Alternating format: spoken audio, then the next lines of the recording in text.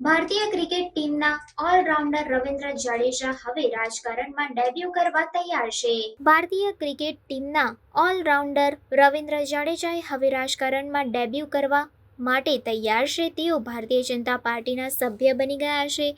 જામનગરથી ભાજપના ધારાસભ્ય રીવાબા જાડેજાએ આ અંગે સોશિયલ મીડિયા પર માહિતી શેર કરી હતી.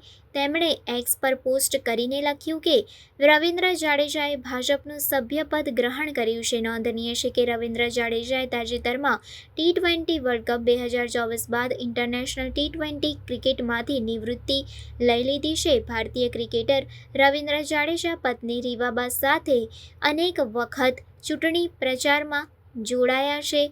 ચૂંટણી દરમિયાન તેઓ પત્ની રીવાબા સાથે ભાજપ માટે પ્રચાર કરતા જોવા મળ્યા હતા. તેમણે ઘણા રોડ શો પણ કર્યા હતા. રવિન્દ્ર જાડેજાના પત્ની રીવાબા જામનગર ઉત્તર બેઠક પરથી ધારાસભ્ય છે. હવે રવિન્દ્ર જાડેજાએ ભાજપનું સભ્યપદ લીધું છે. ટી20 વર્લ્ડ કપ 2024 બાદ રીવાબા અને રવિન્દ્ર જાડેજાએ ટીમ ઇન્ડિયાની સાથે વડાપ્રધાન નરેન્દ્ર મોદી સાથે મુલાકાત કરી હતી.